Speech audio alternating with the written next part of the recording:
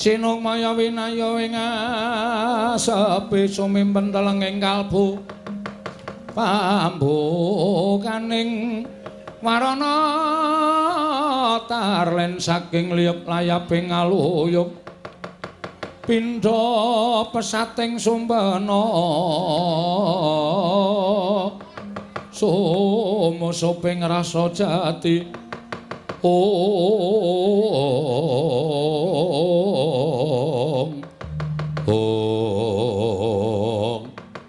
Datan kawusa manjing wonten Gumpit Sanggar Saruk.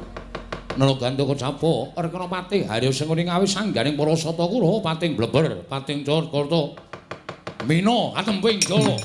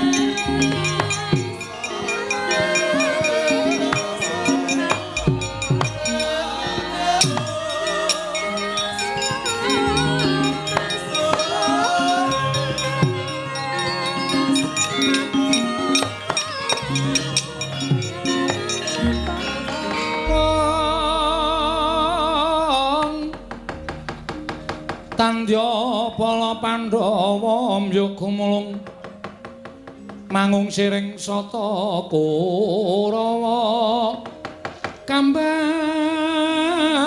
ongge Surukatite merut layut sagung praratu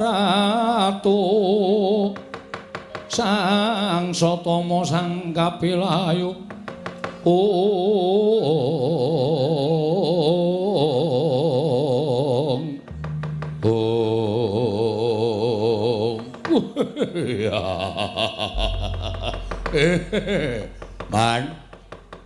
mandhap saking pertapan kembang sore kula ingkang putra Dursasana Cemadung Dawula. Pamanadyan putrapun Surtayu Cemadung Dawu, paman putrapun Kartomarma Cemadung Dawu. Lah, Bat. Ya napa, Bat? Iki putrapun Durmagati Cemadung Dawu pendyanun paman Halya Cengkuni. Birsasana Surtayu Kartomarma Durmagati Citraksi. Kirke cantrike Sabdawala tegese ora klakon mboyong marang Begawan Sabdawala kang mangkono bakal dadi dukane anak Prabu Ngastina. Wah, ladal. Bandita gunung nangnung. Bandita saka gunung. Piye kok meneng? Sampeyan ra omong mau-mau. Wah, tiwas kene bengok-bengok. Piye? Nggo wangsul. Lho. Kok bali piye? Mau ora kaya-kaya lemu matur kok saiki bali. Kudu ndok rangket. Yen kowe iso ngrangket santri ing Sabdawala, kowe iso mboyong marang Begawan Sabdawala. Ning yen ora iso, Ya wis awak dhewe bali nglenthung ora bakal entuk gawe Dursasana. Wolah. Nek wau kula pikir cantrik-cantrik ngene wong Karang Pradesan wong mriku mawon. Nek gandeng sampeyan paring dawuh, cantrike Anoman ali Antasena. Alon-alon man. Alon-alon piye? Dipetung sampun ngantos buntung tembe wingkingipun. Mergo Anoman Antasena niku wong ampuh-ampuh wong digdaya. Lah rak tenan to, aku wis ngerti kok. Ora kaya sumbarmu nalika ngarep bar saiki kowe ngerti cantrik Sabdawala Anoman karo Antasena kanjur katon pucet. Cahyamu, raimu kok kanjur alum kaya ngono. Sapa sing wani? Sapa sing wani karo Antasena? Sapa sing wani karo Anoman niku satriya peng-pengan kabeh. Anoman niku arep kethek niku gembong mangliawan. Tau tate dadi senopati ning Sang Marteng jagat Prabu Rama Wijaya. Nembing kula musuh Anoman mulih iso mlebu ICU man. Rasaku kan gunem tanpa guna. Wis to. Kowe menang, waton aja maju mbaka siji, maju bareng mara. Anoman dikeroyok, Antasena dikeroyok ora jeneng mukal yen to kabeh bakal kalah. Ora bakal kelakon ning antase wong 100 kok kalah karo wong loro. Maju bareng aja maju mbaka ijen. Oh nggih. Panggatipun para putra benjang menapa ora ketang sambunga Baracara lintang mangkata dina iki. Surtayu budal nggih ngestaken dawuh. Kartomarma budal nggih ngestaken dawuh. Citraksi budal. Apa? Niki sandawa. Nun nggih ngestaken dawuh. Nun niki sandawa. Ya. Durmagati budal. Nun jauman kula izin. Lah ngopo? Kula kok kaya ajeng macuk angin nggih, Mas. Masuk angin kok ketara iki cara ngendi? Awake gleges-gleges. Ilung mampet. Mlipat nggo nyawang napa-napa teng klebyul, Man. Nek weruh dhuwit cetha. Kuwi ora masuk angin, pancen tok niati arep mundur mangkat aja kaya bocah cilik. Nggih, ayo ora ketang gliyak-gliyak le.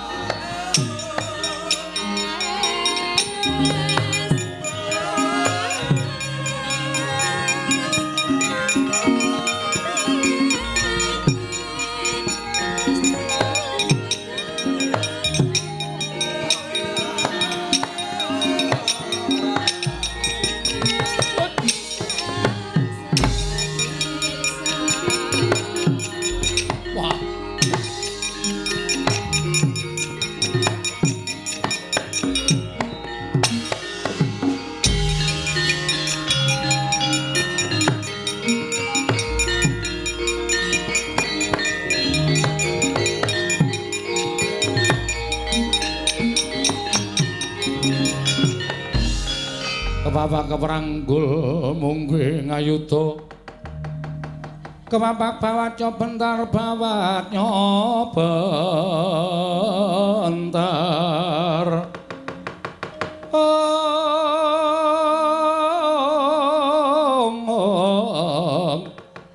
kepapak nyomungguh ngaloka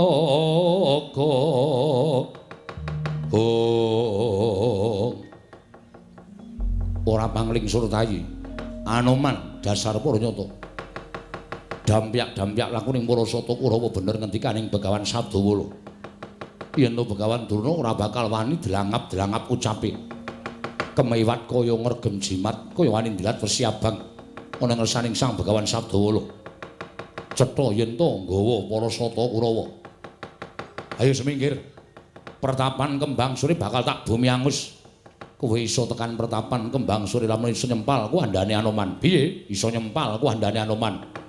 Babu. Mbok anggep mbok sepelekke Surdai. Ayo majur jangkah. Tak untapake marang kayiwanganing Bathara Yamadipati. Lena pangindhamu tak nggo gatheng sirahmu kowe Surdai.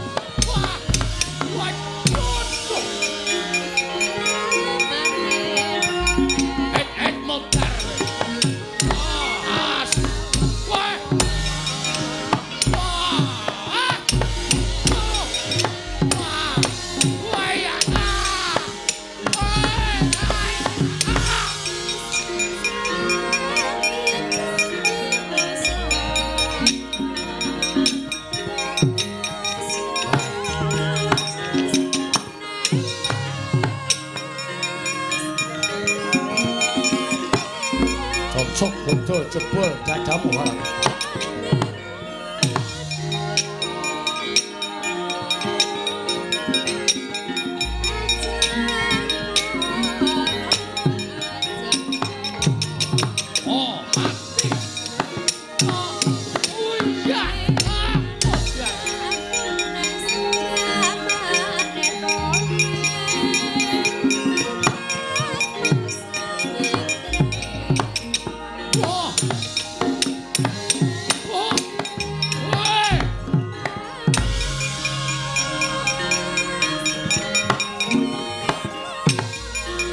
Setan, ayo balik iki.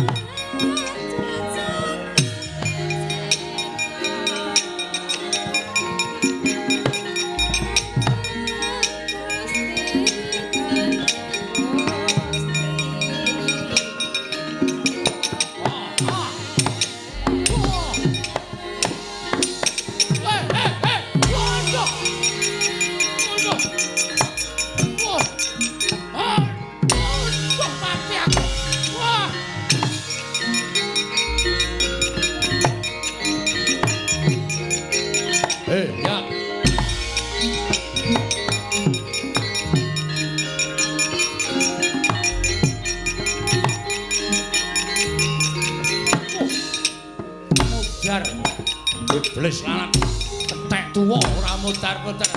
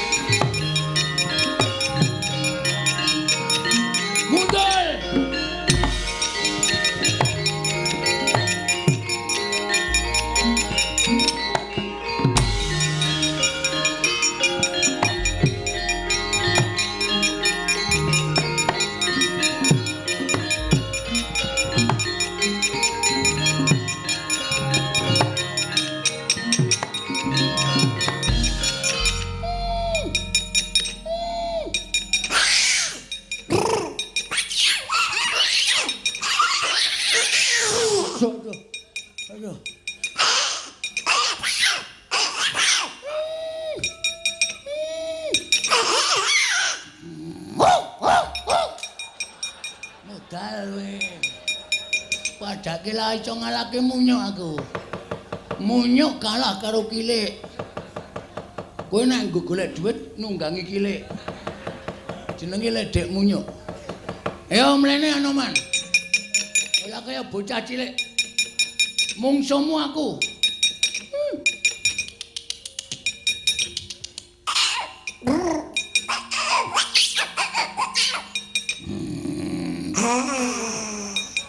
Kalah kowe tetepan.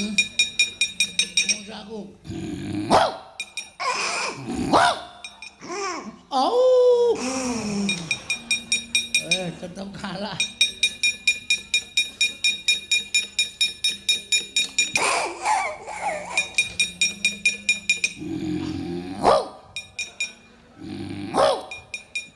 Ora tak gantung kirike. Wis malik onto Cina to. Wis. Tak kira Ji Anoman iki. Ji Anoman awake beda. Ji Anoman yen diwulu aku ora kok. Kok cukul kok? Ora. Ya anane ngene iki. Ngopo Pak Dik? Kembang cole tak obong. Lho, kok njur awur-awuran. Kembang sore iki eneng sing duwe. Ya iki Begawan Sabdawala, ora sak penake dhewe tak obong. Nek arep ngobong karo kembang sore aku ora trima. Sebabe Aku cantrik kembang sore.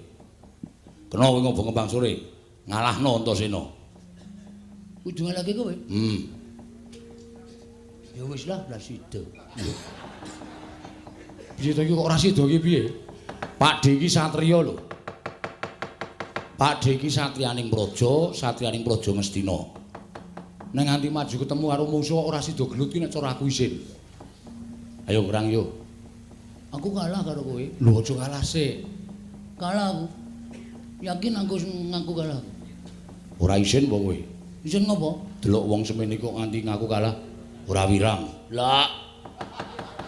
Ora isin. Lah. Icin dienggo melem ilang. Apa? Icin dienggo melem ilang. Anggere mlipate melem icin iki lah bakal ana. Ya saora-orane gelut yo. Saubengan ro hubungan. Aku lan dicangu. Gelut ra sanggo-sangu nggo kekendelan. Oke. Nek ora celu-celu lho ngantem. Ya. Jale kok antemamu bantel, Pak. Aku tak antem pican modal tenan aku. Ya. Lah celu-celu. Ya. Ngerti aku Pak Demu. Ya. Yo. Udus kowe. Ora nggo gamelan. Lah cah do kecel ketoke. Oh iya. Ngene iki wuju. Awas. Us. Nanti iki? Neng kene. Ora entuk nyilem. Oh iya. Ora entuk ambles bumi, ora ambles bumi aku lek ngantem. Oh iya, iya. Awas. Hop. Lho kok banter? Oh coli-coli lali ya. Coli-coli kebacut. Ola nipo kowe? Akarepmu? Nipo. Oh iya. Nah, men ketok aku lodo menangan. Oh iya. Jandak cilai set jegluke lemah. Tiek gajah laine.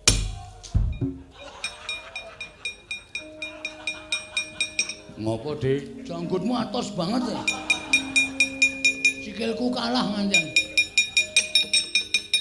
Mundur. Nah, yo. Oh, ya.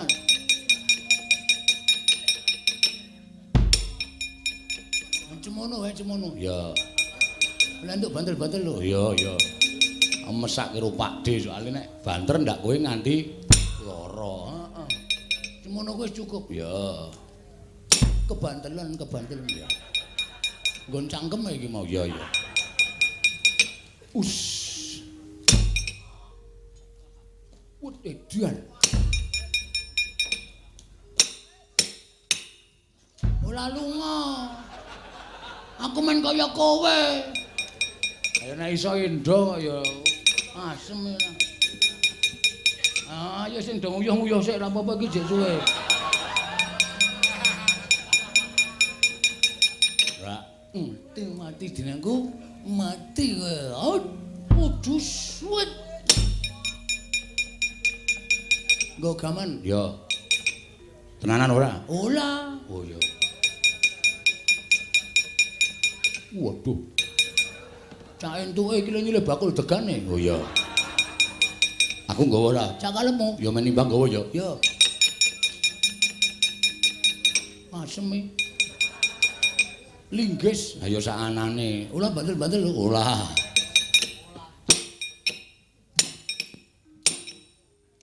Wah, lame iki. Sik. Hop. Wis kalah kok hubub. Aku cek degamane. Oh iya. Cukup. Aming graji kok. Wah. Kiai Celkel. Apa? Kiai Celkel. Celkel ki? Celkel. Ngegraji gluk. Oh. Circle. Celkel. Udus. Anjukane. Ya cukup. Apa kuwi cetok? Ya.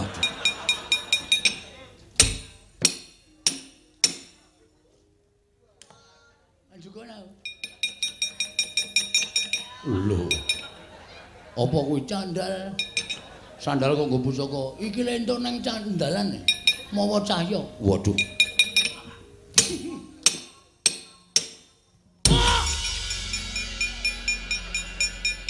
Masaku kok entek-entekke tenaga. Dir. Kok bathuke kok abang. Kok ndur biru, kok ndur menjoto. Mundur le. Liyane men tumandang karya. Lho. Onto ceno ngapusi man. Ngapusi apa? Jalane alon-alon banter-banter nutuk ndas kula. Nganggo linggis. Mun manggaken. Ya, Cul Tayu kalah mundur. ngerti aku. Kalto Malmo kalah mundur. Ngerti. Dulmo ganti kalah Mundur. mundur. Sapa sing arep maju?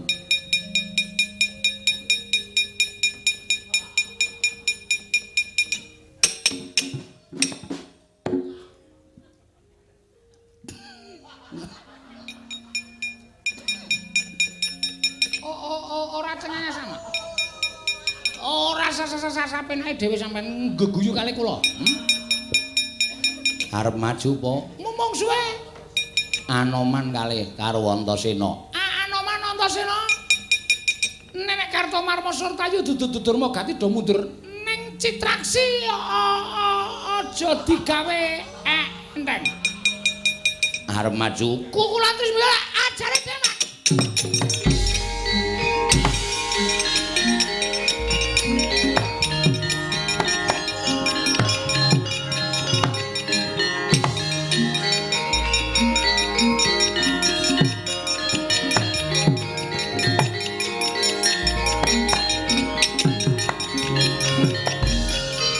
Pak D Citraksi Antasena pancen kepara nyata.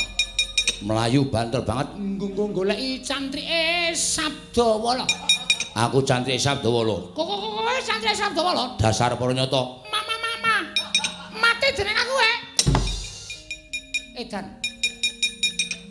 Pantemamu ora sepiro. Piye? Pantemamu ora sepiro. Ora kelakon titi jongake aja dutang Raden Arya Cindrak.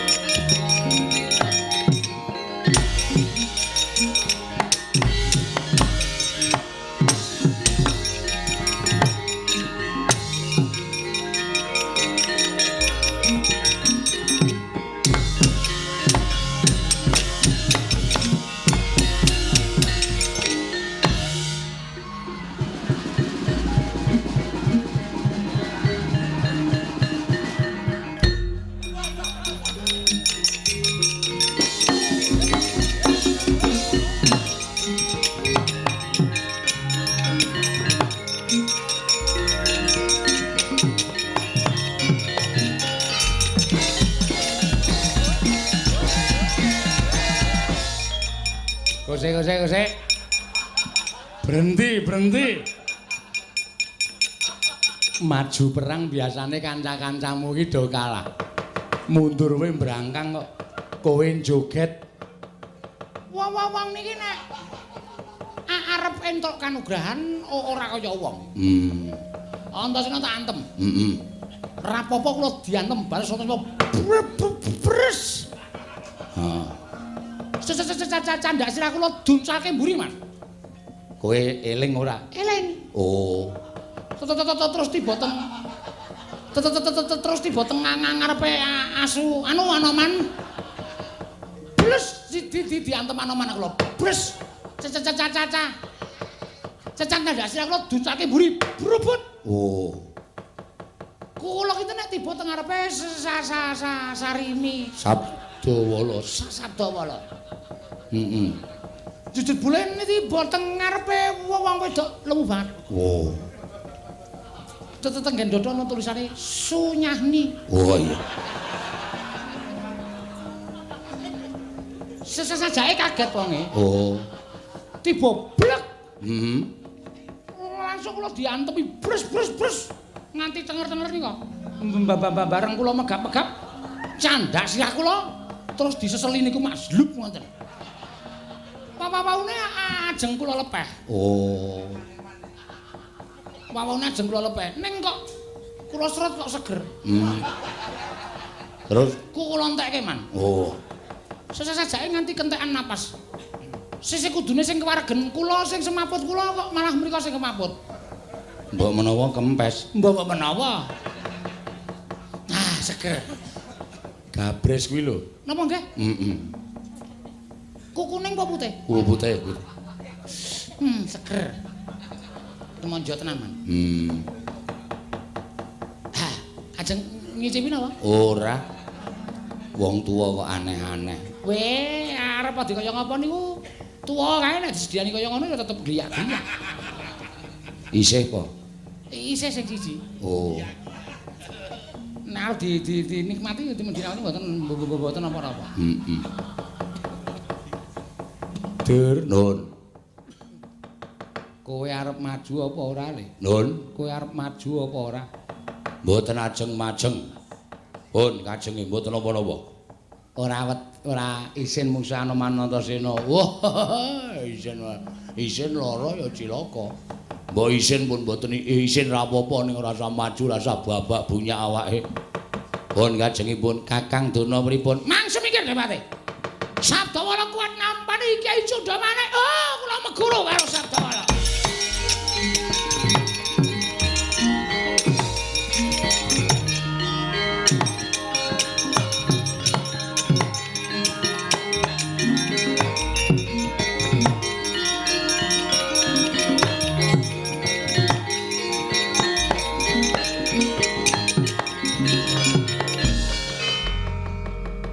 Panos maning jajaran sukertaning bawana iblis lan ati Sabdawala. Kowe iso ngobrabli sangaring para sata Kurawa. Aja kirang-kirang gemuya apa sing katon. Pusaka kadewatan Kyai Cundamalik ora minggatan jaja cacamu ora tekaning pacul cucut.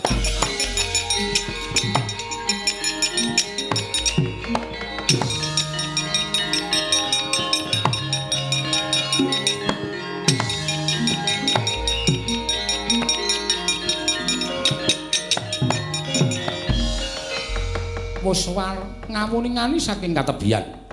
Nanging Sang Begawan Sabdawala mulat Sang Begawan Durna ngliga Kyai Cundamanik.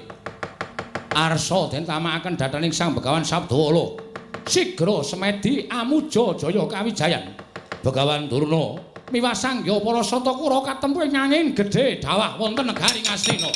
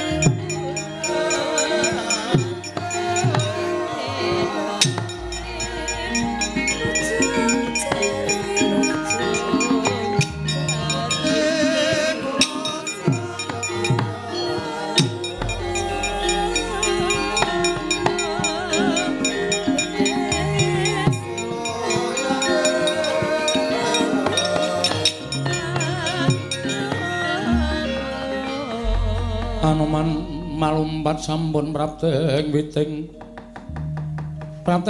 Nagasari mulat mangandhap katingal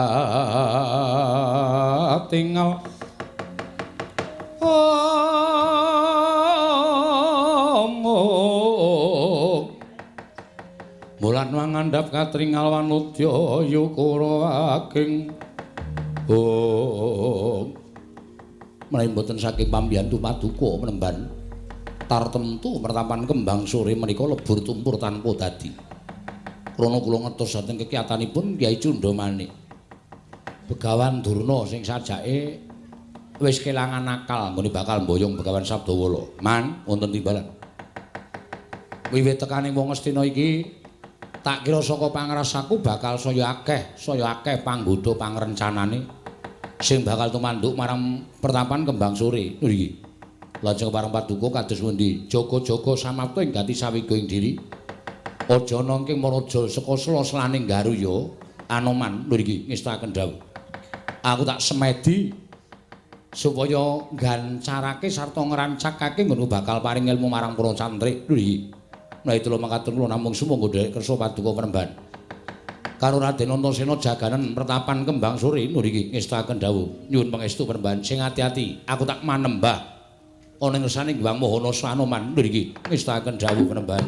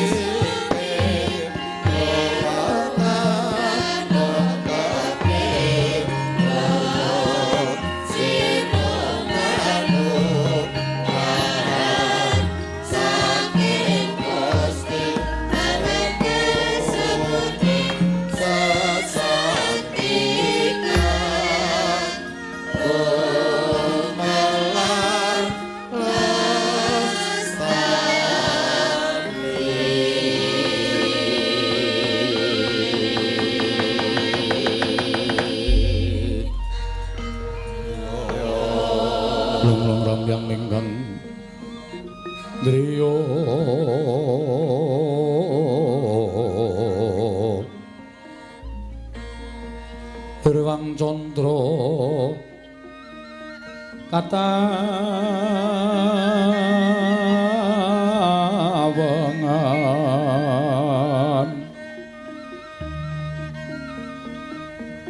sumo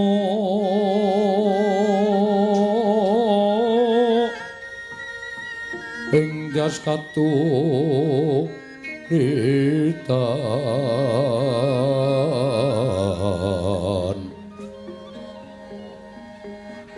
limut kapiyataning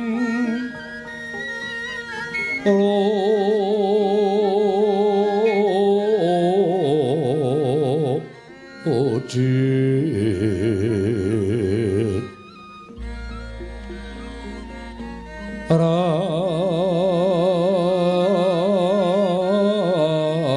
ramrmendri ya ma nawo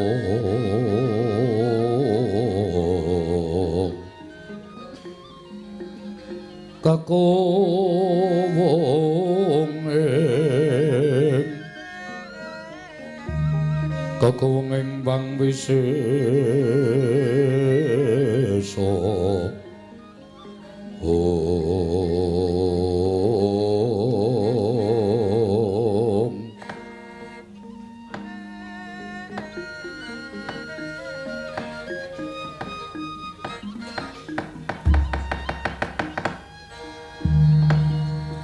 Sodhe selikur dina tobat. Ora kaya sagedagan iki anakku nggih Ratmajanku bagus. Wong gagah kala ana dawuh mapa biyung.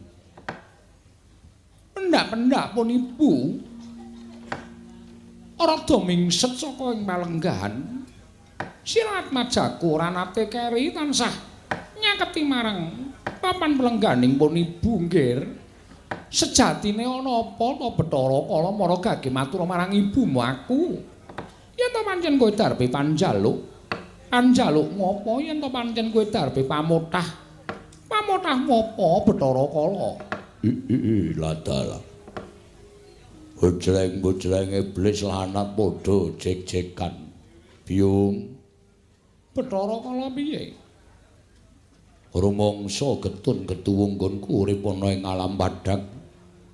Nadyan tinitahake dening kaki guru minangka dadi sudarmaku lan Biyung Durga ing minangka dadi ibuku nanging saknyatane uripku tanpa beda kaya wong papa Riman Wulandara. Bathara Kala, Biyung Durga piye? Aja sambat kaya ngono jernyatane nadyan to dikaya ngapa sira iki minangka dadi ganeping Jawata. Ya, tak akoni. Yen to aku iki dadi ganeping dewa. Nanging uripku ora kaya dewa-dewa ing mapan ana ing kayiwangan. Uripku ora kaya dewa-dewa ingkang tansah saged kelani Wang Pikulun Bathara Manikmaya. Apa to sababe dene aku matur ingkang kaya mengkono? Mbok menawa Biyung Durga wae wis prisa. Wiwit aku munggah ana ing dedaratan saka dasaring samudra. Dumadi saka Kama Kurup, Kama Salah, Kama keluputaning kaki Manikmaya. Dumuli aku munggah ana ing kayiwangan njaluk diakoni yen to aku kuwi dadi anake Bathara Guru. Nanging jebul nggonku dadi putraning Sang Hyang Jagat Girinata. Ora kaya ingkang gumana musik ana ing pengangen-angenku. Dadi putra dewa, lah kok jebul malah kasangsaya uripku. Lire piye dene sira matur ingkang kaya mengkono? Wiwit biyen tekan saiki cinadhang aku entuk cadhong pangan. Ya kuwi panganku ora liya kejaba mung bocah Sukerta. Tegese bocah Sukerta mau pirang-pirang wernane. Nganti wis nato tadi kandhakake dening kaki guru nanging enggo seprene. Aku durung tau ngrasakake kaya ngapa segering wong Sukerta. Daginge lan kaya ngapa seger gethihe wong Sukerta. Biyung, dina iki rasa pangrasaku nggone nandhang luwe wis ora isa dipambengi meneh. Aku kudu mangan daging menungsa. Aku kudu ngombe gethihe menungsa Sukerta. Mula dina iki dina samengko aku pilihna sapa ingkang bakal dadi cadhong panganing Bathara Kala. Yen to dina iki ora entuk cadhong pangan, ora dalah. Trima kukut jagating Bathara Kala tak balekake pangkat kadewatan marang panguwasaning Hyang Pikulun Bathara Manikmaya. Biyung. Tobat. Aja kesusu ya, Nggir, dipetung nganggo nalar sing ganep. Merga ingkang bakal mbok jangka maos temene Ibu wis ngerti. Sira kepengin nedha wujuding titah menungsa wonten ingkang bakal sira dadi cadhong panganmu ya kuwi ora ya kejaba mung Pandhawa. Jernyatane Pandhawa kuwi dipetung dadi bocah Sukerta. Nanging sabar dhisik ya, Nggir, sabar. Aja kok gawe patining para Pandhawa nadyan gawe cintrakaning para Pandhawa kuwi angel, Bathara Kala angel. Sira kula wis ngawuni-ngani dhewe. Bola-bali pun Ibu gawe karti sampeka, gawe rekadaya supaya Pandhawa cilik lara gedhe tenganing pati nanging tansah gagar wigar tenantuk karya. Iya. Mula dina samengko disabarke dhisik ya Bathara Kala. Ora dalah yen to kudu sabar banjur kudu pirang taun meneh nggonku ngenteni lelakon iki. Mula Kang Sangga kuwi Biyung, upama aku ora kelakon mangan daginge wong Sukerta, ya ki para Pandhawa golekna kira-kira sapa ingkang pantes minangka dadi cadhong panganing Bathara Kala. Kowe tak kandhani ya kula. Biyung Durga piye? Setemene mateni para Pandhawa kuwi ora angel. Yen to ibu lan sira kula bisa nyingkirake marang para Panakawan. Iya, pancen mengkono. Nanging nadyan mung wujuding Panakawan wadene uga ora kena disangga enteng jernyatane luput senjata tawa tegese ora iso dikrenah cintrakan sarta patine. Jaran Panakawan Nala Gareng Petra Bagong Semar kuwi tansah nyawiji dadi siji. Minangka dadi kekuatan sing ora bisa dikalahke dening apa wae. Mangka dina samengko iki setemene Panakawan nedeng Gotang Bathara Kala. Gotang sababe apa? Sabab ora ana swiji ingkang mapan ning Karang Kadempel. Ingkang siji dina samengko madeg Brahmana ana ing pertapan Kembang Sore peparab Begawan Sabdawala. Ing satemene ora kejaba mung Petruk kantong bolong nggone madeg pendhita. Mula Bathara Kala yen kowe bakal mateni marang para Pandhawa kudu iso mateni marang Panakawan dhisik. Iki ana kalodhangan Petruk ora ditunggoni karo kadang-kadange, ora ditunggoni karo wong tuane. Mapan ana ing Kembang Sore madeg Brahmana. Yen sira bisa mateni Petruk, tak kira gampang mateni Panakawan liyane. Satemah uga gampang mateni para Pandhawa Bathara Kala. Ing Putra Pandhawa tata gati Wisraya Gendriyaksa Sara Maruta Pawana Bana Margana. Oh, latala. Apa pancen bener mengkono? Iya.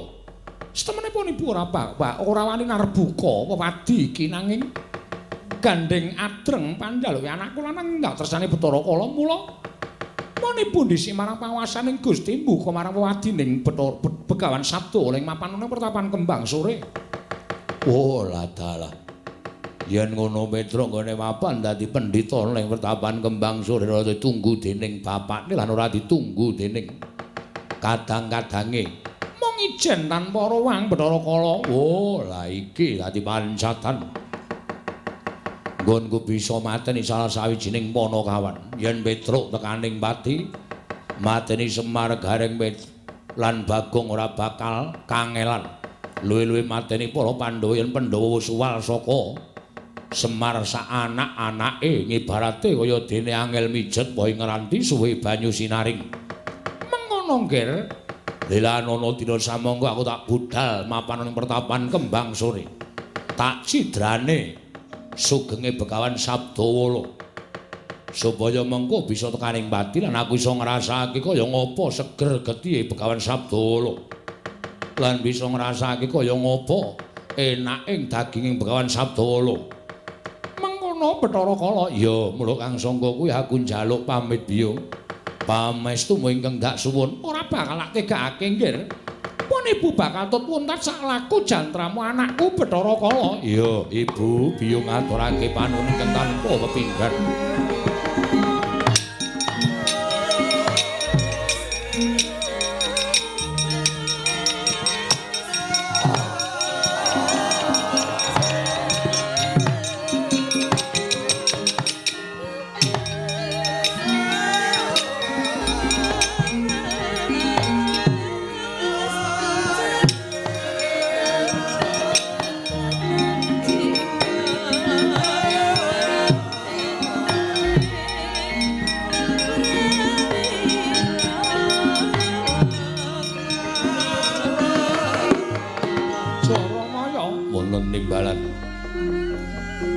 Budale para wadyabala. Iya.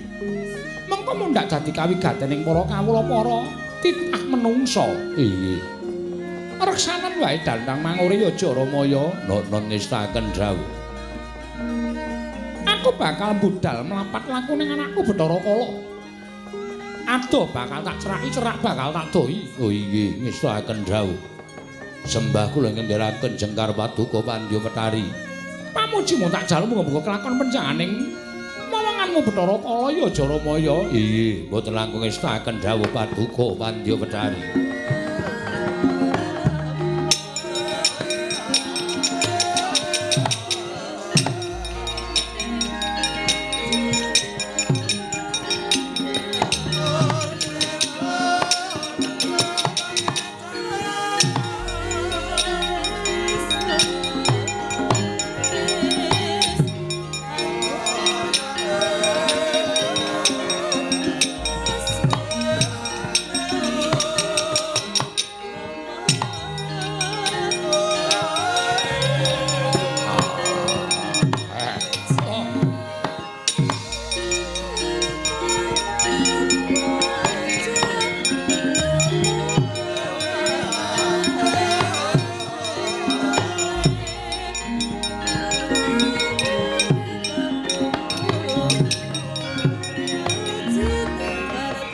Semangka kanggro sesumbar lindhu bumi.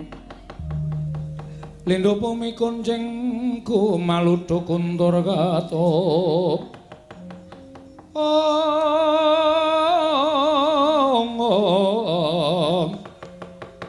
Lumembak penyu kang kumambang dosang Wisnu Bathara.